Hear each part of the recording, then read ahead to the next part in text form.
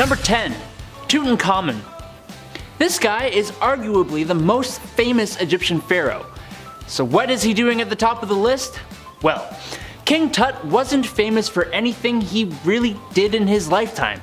I mean, he was a young pharaoh, but someone on this list was technically pharaoh since he was 2. No, he wasn't famous for anything he really did. Instead, Tutankhamun's tomb, discovered in 1922, was one of the greatest archaeological discoveries ever. It was almost entirely intact, and his sarcophagus was incredible. Tutankhamun only lived to the age of 20, and how he lost the spark of life is actually still a mystery. He may not have done much other than a lot of religious reforms, but he managed to find another way of living forever. Number 9. Djoser. So, with King Tut, he didn't really do much in his short lifetime. With Djoser, we actually don't really know a lot of what he did. Also, like Tutankhamun, it was what he did for and after his departure from life that made him famous. Djoser was responsible for the construction of the limestone step pyramid at Saqqara, the first of its kind. It was a huge architectural achievement. A building that stays structurally sound no matter how big it gets? Well, knock me down and call me Susan. The pyramid was actually completed after he lost the will to live by his official Imhotep. Number 8. Amenhotep III. Okay, on to the members of the list who we know did something significant for Egypt during their time on the earth. Amenhotep III ruled an artistically and financially successful Egypt. He had pretty stellar reviews on Google for his trade relations, which boosted up the economy of Egypt, but it was his artistic side that got him a bit more of a lasting recognition. He is the pharaoh with the most statues of himself. He created tons of monuments and a lot of stone scarabs that still hold up with tons of stories of historical events. I want some statues myself. Is that weird? Probably. Number 7. Deliver Me Naked. Cleopatra is known as one of the most beautiful women in history, but this could be due to how she used her feminine wiles to get what she wanted. Her beauty and cunning became renowned as a result. While other queens, like the one I mentioned before, concealed their beauty, Cleopatra was all about showing it off, cause girl, if you got it, flaunt it. In order to help secure the political ally and power connected to Caesar, Cleopatra knew how to make an entrance and knew how to win over a guy. It's pretty easy. He was around 52 when they met, and the Egyptian queen was just like 20 and in her prime, so she looked great. She smuggled herself into Alexandria, where Caesar was staying, had her servant tie her up in a bed sack, naked, and carried indoors to Caesar, and she was like, "Have at her, buddy." In other words, she wrapped her naked body in a carpet, made Caesar's jaw drop to the floor, and secured one of the most beneficial unions on the spot. Honestly, not really messed up. Kind of badass. Honestly, just do your thing. Work it, girl. I dream of having that confidence with my clothes on. You know what I mean? Go, girl. You got this. You get that empire. Number 6. Cats and the Battle. Ancient Egypt would have welcomed the film adaptation of Cats, unlike the rest of the world, with open arms, and probably would have built a shrine to it. Giant human cats eating human cockroaches would be revered. Bottom line, cats in ancient Egypt were worshipped and treated like family. It was considered a crime punishable by death to harm one due to the belief in the goddess Bastet. One pharaoh even risked losing a battle because of cats themselves. The Battle of Pelusium of 525 BCE between Pharaoh Psamek III and the Persian king Cambyses II resulted in the first Persian conquest of Egypt, all because of cats. Cambyses took advantage of the cat-loving side of Egypt and used hostages of cats and animals as leverage. So they were just kind of like, well, we can't fight if the cats are let loose. What are we gonna do? We can't kill the cats. And that's how they lost that battle. Number 5. Honey-coated. Who here hates bugs bothering them in the summer? Unless they're a bumblebee, because we love bumblebees here, right guys? But me too. No one likes the buzzing of bloodsuckers nipping at your skin while you're chilling out on the beach or barbecue. Well, guess what? Egyptian pharaohs hated it too, except they didn't have bug spray. So what did they do? Well, you know the phrase, you can catch more flies with honey than vinegar? Well, they took that literally. Conveniently, they had servants around them at all times, so to help with the bug problem, they covered them with honey so as to distract the bees and the bugs. So as the pharaohs lounged on the sand or wherever they were, their dutiful servants took on the job of taking on the bug bites. King Pepi, for instance, had a dedicated slave in his entourage who endured it every day, poor guy. It was so effective that he had one designated in each room. Poor guys. Number 4, assassins. This wasn't necessarily something that he did, but something that happened to him that was pretty messed up. As you can guess from the title, it involved assassins.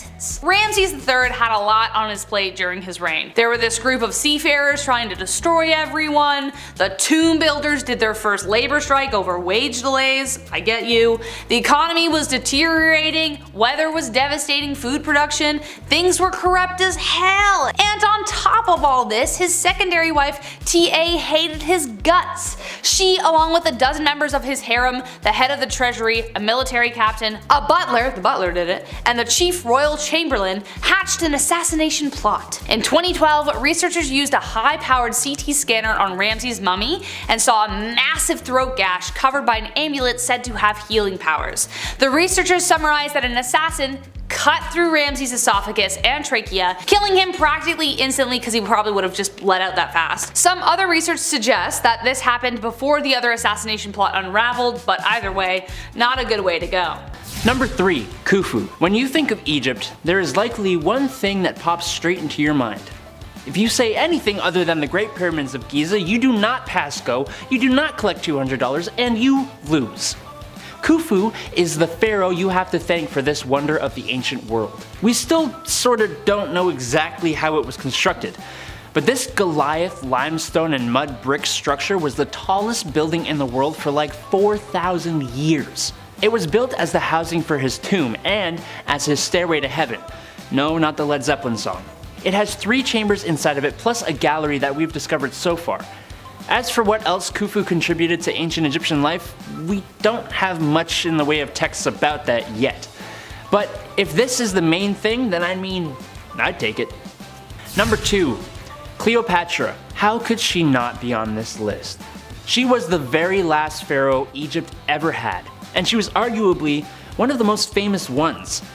Not only becoming a figure in history, but a character in literature, theater, and media. Cleopatra VII was pharaoh in Egypt from 51 to 30 BC, and it was one hell of a reign. She introduced tons of reforms to improve the Egyptian economy. She was an awesome diplomat and a scholar. She didn't have things too easy though. Having to fight her own brother for the throne and having to do some diplomacy with various famous Romans. Things kind of fizzled out near the end, but she certainly ended the line of Egyptian pharaohs with a beloved bang, as was her style. Number 1. Ramses II. Alright, this one was definitely the one I thought of first. Ramses II is arguably the most famous of all the pharaohs. He reigned for 67 years.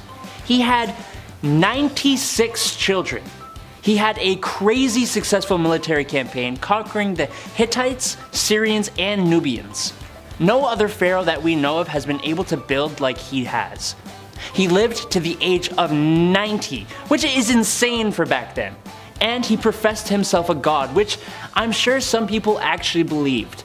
Even today, when we moved his remains to France for restoration, he had to be given a passport that literally said "King, deceased," under the occupation. Truly an incredibly influential pharaoh. Number 9. Over 100 children. Who is this guy, Nick Cannon? Ramses II is the father to over 100 children. With that, of course, came the 200 wives, otherwise ow and how, if it was just one person. Ow and how, you know?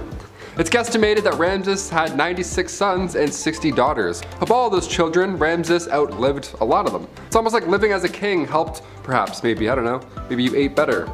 Maybe, just a hint. Just an idea. Eventually, Ramses was succeeded by his 13th son with his favorite queen, Queen Nefertari, giving her the fanciest tomb in the Valley of the Queens. Nefertari's tomb contains paintings that some consider are the greatest works of ancient Egyptian art. Not bad, I had like baseball wallpaper on mine growing up. Tomb QV66, he spoiled his lady, look at this. We gotta love him. Her tomb is 520 square meters covered in beautiful art, but in 1904 when Nefertari's tomb was rediscovered, all that was found was her mummified knees. Yeah, all that was left was her kneecaps. What, like, who does this? Raiders had stolen all the treasure prior, sometime in the many moons she had been lying there, and they even took her body and left her knees. Like, what monsters? They're like, yeah, grab the treasure, leave the patellas, let's do it. Number 8, ready to strike. Pharaohs may have looked beautiful living and after death, but they meant business, okay? They were protective of their land, their family, their many lovers and children. The symbol often worn by pharaohs were symbols of power, a Nemes crown. This crown was a striped headcloth and the back of their head was covered with an aureus symbol, aka an upside down cobra. The cobra symbol represents that the pharaoh is always ready and willing to attack their enemies. Attack them with venom. It's a pretty cool symbol.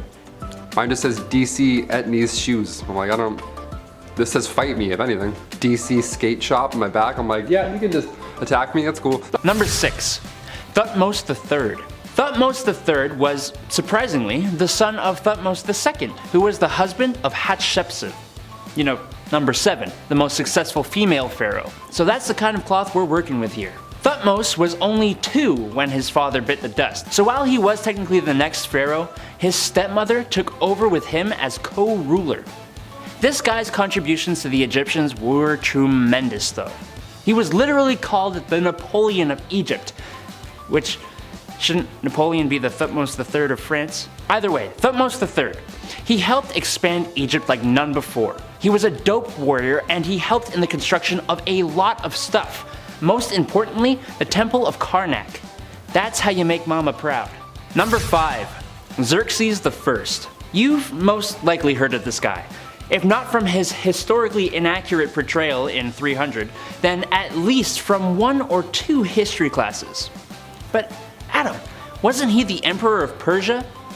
Yeah, well guess what my little bees? Egypt was part of the Persian Empire, which makes him pharaoh as well. This guy gets a pretty bad rap in history. But who wrote that history?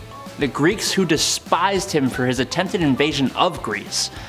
Oh, I'm not saying he was great or anything. In fact, he had a bit of a disregard for the traditions of the Egyptians and their way of life. But you cannot tell me that he was not significant in history. Xerxes the Great makes this list for his infamy more than anything else. Number 4, Akhenaten. So this is gonna be the second not so beloved pharaoh on this list. But disdain for Akhenaten didn't come from war, or the fact that his massive army was defeated by a group of a couple hundred Greeks. No, Akhenaten here was infamous for his devout following of a singular god, Aten, the god of the sun. He actually moved the capital of Egypt to a new location that he titled Akhetaten, or Horizon of Aten. And he kinda made everyone else worship the single god Aten as well. He was famous for a different reason though. Akhenaten was married to Nefertiti.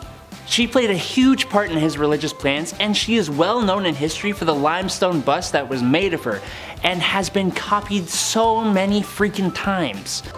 Number 3, gender reveal parties. Okay, we've seen all these videos online. A guy goes to swing and hit a baseball, he misses, it hits the ground, there's a big pink cloud of smoke, everyone's like, oh my god. Gender reveal parties, right? They're pretty popular. Turns out they're popular back in ancient Egyptian days, but nobody did it like them. Also, nobody started any wildfires back then when any ancient Egyptians did it, so that's nice. We should go take a note from them. Back in the day, Egyptians had a pretty interesting method for predicting the gender of a newborn. You would have to use wheat and barley seeds. You'd have to pee on them, and then however it grew, that would determine the sex. I would feel bad. First of all, I'd be like, hi, we're curious, don't mind us. Just gonna pee on your crop, sir. Let us know how it grows. We're really aiming towards a boy this time. We have 96 girls, so we're gonna try a couple of boys. Yeah, depending on how the crops grew, they could accurately predict the sex of the child, and it worked a lot of the time. It's pretty wild. We went from watering crops to burning them down just to find out a gender. Hashtag it's a boy. Number 2, more tattoos.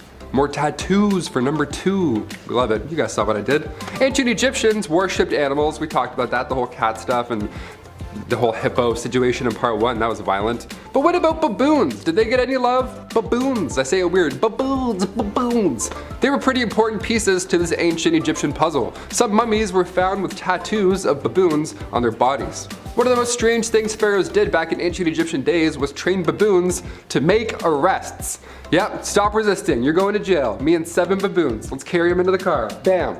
Imagine stealing food for your family just to like try and get by, and then 4 baboons pop out, start doing parkour, and then arrest you in front of everyone. That'd be so embarrassing and also alarming. They trained baboons to pick fruit, make beer, and even entertain. Yeah, these baboons were the life of the party, apparently. If their dance moves alone would be reason enough to get a tattoo on one of my arms, honestly. Going all crazy, throwing their own at people, I'd be like, yeah, right here, or here, I don't care. And finally, number 1, the afterlife. One of the most fascinating parts about these ancient Egyptian pharaohs is that they would pass away literally covered in gold, head to toe. It's nice to know that this long ago, some of these kings and queens still rest untouched by grave robbers or explorers.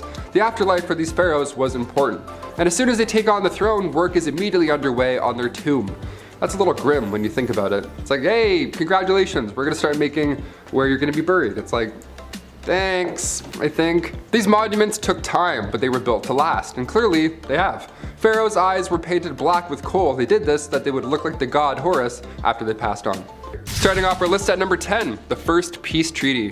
Unusual at the time? Absolutely. The first peace treaty in history was back in 1271 BC. At this point in history, Egyptians and the Hittite Empire were fighting over modern-day Syria. This conflict had been lasting centuries, and come 1274 BC, the Battle of Kadesh was finally underway. Tons of bloodshed, no clear victor in sight. What's left to do now at this point? Ramses II and King Hattusili III both negotiated a peace treaty where both sides would aid each other if a third party decided to get involved. A copy of the treaty can be found right now in New York above the entrance to the United Nations Security Council chamber. It's also in the Guinness Book of World Records as the oldest peace treaty ever. That's how you know it's official. Our man Guinness confirms it. Boom, that's how you know. Moving on. Number 9, game night. I love board games, and honestly, that includes Monopoly. I have the patience for it every now and then, you know? Pass and go, I'm like, okay, I'll pay the tax. I'm respecting this game so far. But ancient Egyptians, turns out they also loved board games. Dogs and Jackals, Mehen, Senet, and 20 Squares. Those are some popular games. Mehen was played during the pre-dynastic period, around 2500 BC, and the goal here was to reach the center of the spiral. The board was a coiled snake almost. Senet was the most popular game. Kings and queens alike would play this one. Senet had a long board with 30 squares painted on it. Of course, the rules are still unknown, heavily debated, just like Monopoly today. I'm like, is it 200 or 100? Are we sure?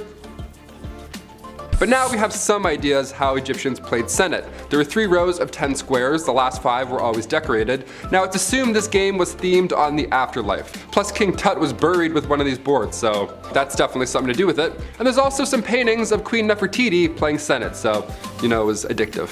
It looks a lot like chess. Imagine playing a pharaoh in chess. My palms are already so sweaty. Number 8, glamour. Makeup in ancient Egyptian culture was key.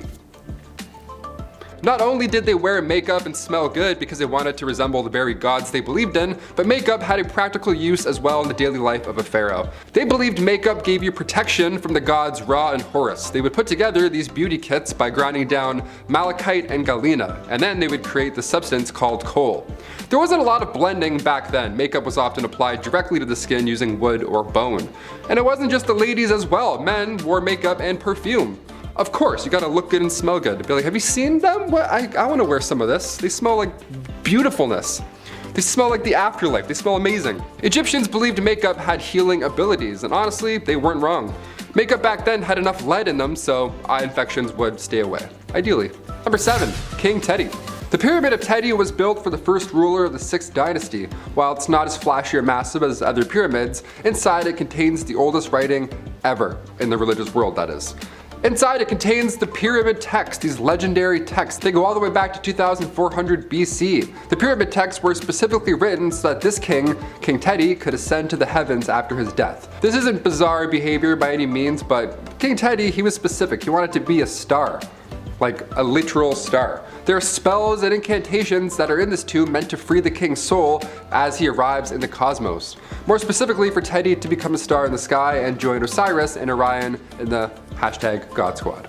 There's even instructions on how to preserve the body and travel to these heavens. It's one thing to be buried with your gold, then you can live another life, but to become a star, I need to expand my dreams. My gosh, King Teti was onto something here. When I go, in my will, I'm gonna be like, can I become a star? Is that possible? Can I just throw me up into the heavens? Can I do that? Or bury me, that's cool. Bury me in Ajax, that works. Number 6, Yozer. For this one, we're looking into some bull worshipping. So if you're a fan of bulls, here, this one's perfect for you, weirdly enough. Just north of the step pyramid of Pharaoh Dozier, archaeologist Auguste Mariette discovered this site in 1851. The Serapeum. It's a temple dedicated to the Egyptian deity Serapis, and it's a combination of Osiris and Apis in human form. This was a large burial ground for the Apis bulls, these bulls that were said to be sacred, of course, and after their death, they would become immortal. Immortal bulls, that sounds badass. And also terrifying, that's very scary. Don't wear red around these guys.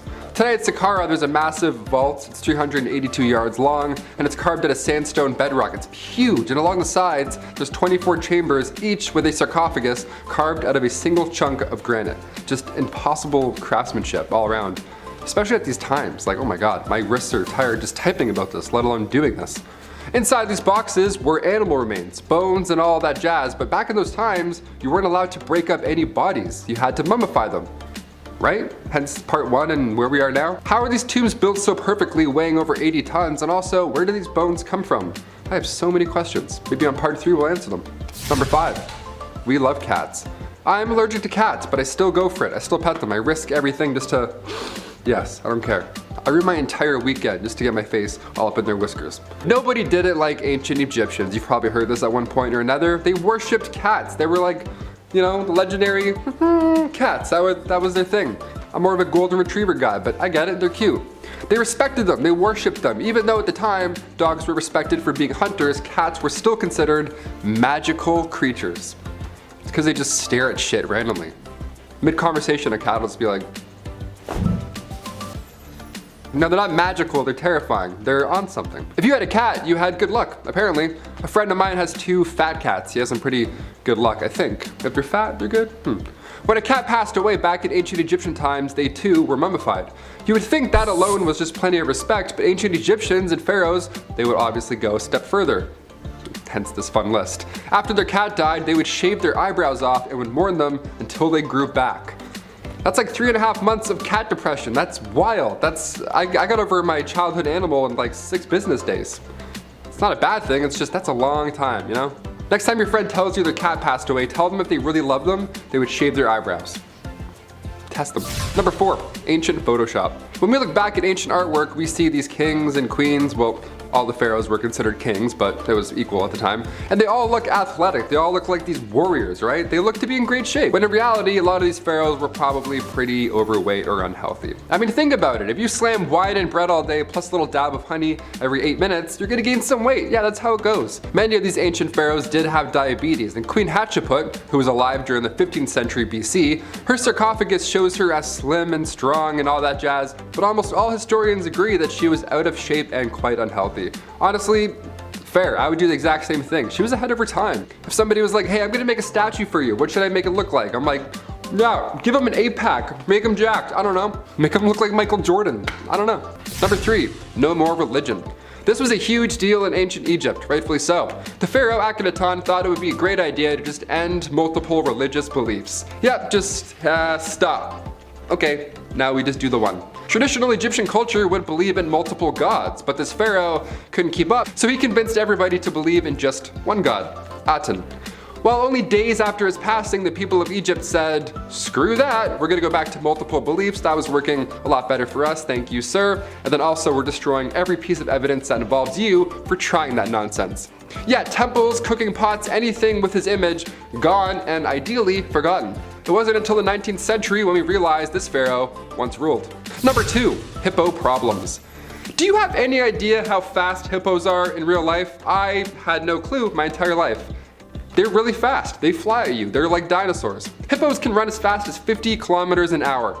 Yeah, I'll just lead with that. Pharaoh Menes was Egypt's first pharaoh ever, so it felt fitting to include some pet problems in our list.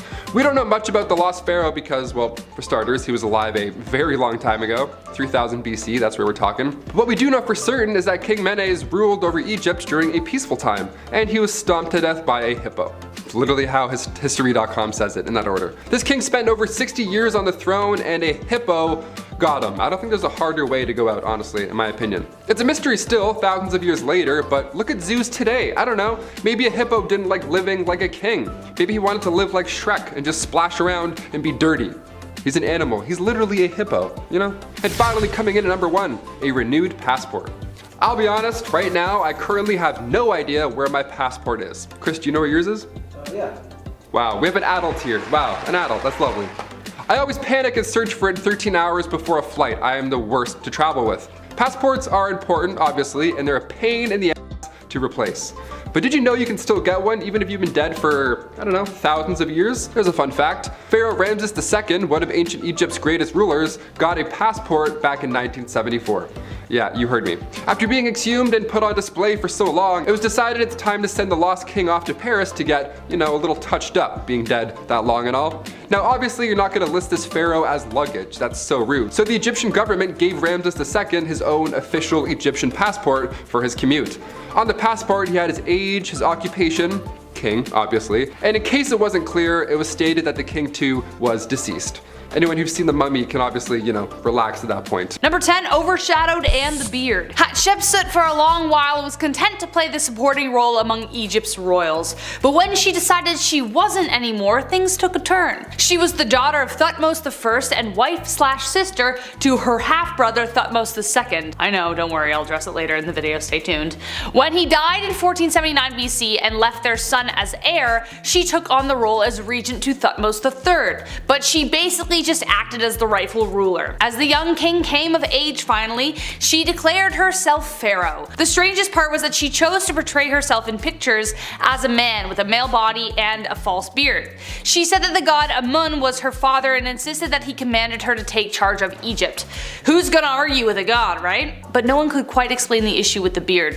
Nevertheless, during her reign, it was a time of peace and prosperity for Egypt. Number 9, Sesostris. Sesostris was one of the greatest military commanders in Egyptian history, who was celebrated for the extent of his conquests. He stretched the kingdom further than anyone before him, but he was not without his quirks. According to accounts by Herodotus, Sesostris left pillars on every battlefield. Along with the usual bragging and boasting of how he won, he would carve into them images of genitalia, like people do on the bathroom stalls, If he thought that his enemy fought valiantly, he carved a. If he thought they didn't put much of a fight, he would carve a.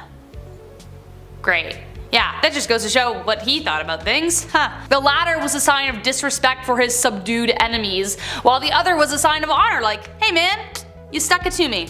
Apparently, some even stood the test of time, lasting over 1500 years and seen firsthand by Herodotus himself. For those of you who don't know, for reference, Herodotus is considered as the father of historians, one of the very first to take up the task. Number 8, ceremonial seating. The whole idea behind the pharaohs was that they were direct descendants from the gods themselves. Therefore, they too had deific powers and had the capability of restoring life to the land. The Nile River had significant importance to the people of Egypt. It provided fertile soil and water irrigation. It was pretty awesome. In order to ensure its abundance would continue, pharaohs would organize a festival where they would ceremoniously fill it with their seed. Yeah. Some historians believe that this was in honor of the creation story of how life came to be, and therefore it was kind of like a fertility festival. Crowds would gather at the Nile and await the arrival of their pharaoh. They would then disrobe and give their pleasure into the river to ensure its bounty. Some historians say it was just the pharaoh who did this, while others say that the men joined in after. Evidence still remains pretty slim as to whether this really did happen, so take this one with a grain of salt, but that's not to say that there isn't any evidence at all that it did happen, so there. Number 7, Cleopatra's methods. Male rulers took the name Ptolemy and queens were Cleopatra. Her lineage runs deep in the heart of Egypt, but Cleopatra, fun fact, she was not actually Egyptian. She was the last Greek ruler of Egypt, and after Alexander the Great's death in 323 BCE, Ptolemy then took over Egypt, which in turn launched this new wave, this dynasty of Greek rulers that lasted centuries. As Cleopatra got older, she was determined to learn Egyptian, and due to political structure, she started to style herself as the goddess Isis. And then in comes Julius Caesar. Julius Caesar had a history of his own, obviously, and his, rather than family and power, was filled more with, lust more than anything.